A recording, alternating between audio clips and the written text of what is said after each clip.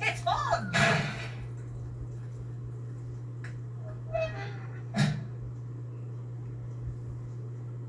Well, why are we all standing around here?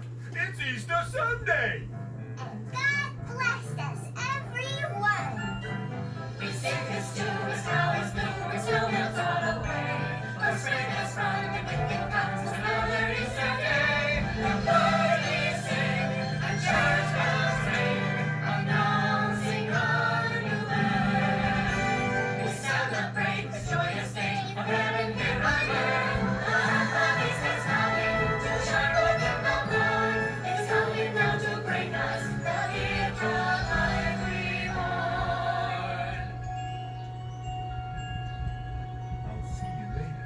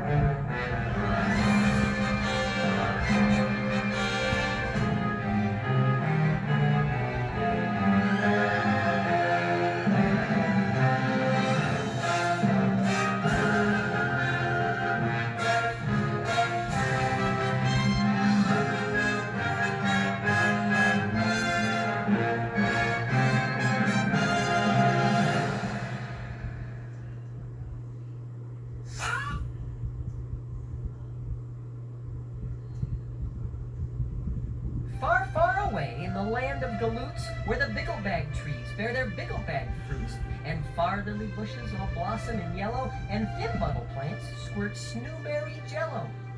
Here where the mountains of Rocky Magoo rise high o'er the meadows of Gilda Manju, where sunsets are painted with purple and blue, you'll find a small town, not much bigger than you. It's a wonderful tale, and it's a nugget that tells all of us that we are uniquely made, each and every one of us.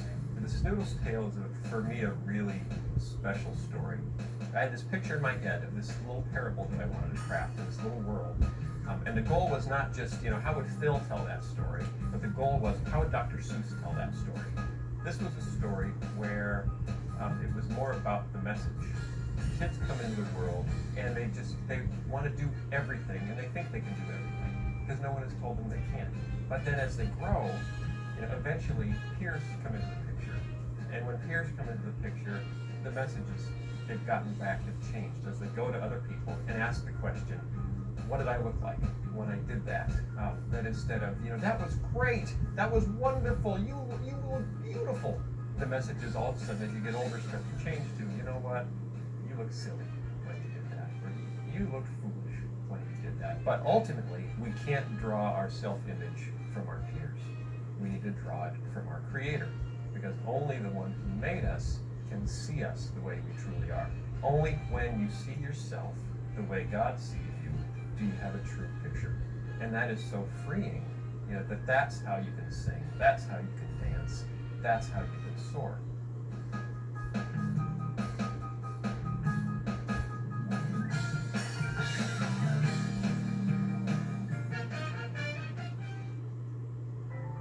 Well, right now we're working on a really fun story. It's called The Sumo of the Opera, and it's basically if you took the Mikado and Rocky and maybe tossed in a little WWF.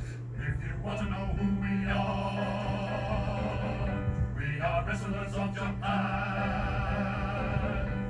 Larry the Cucumber plays a sumo wrestler named the Italian Scallion. That's no clown, it's his sparring partner, the Italian Scallion. And that's his introduction.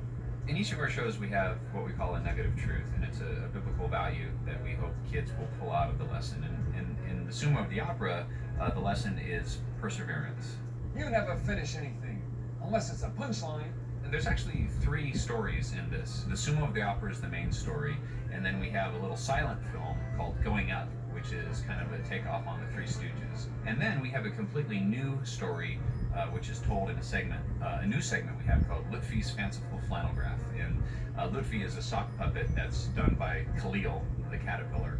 And we've got all these 3 stories plus a silly song, Schoolhouse Polka. Larry has an accordion and a lesson to teach about vocabulary, but all done in polka style, so it's really kind of fun. It's hilarious, and I think it's one of the best things we've ever done.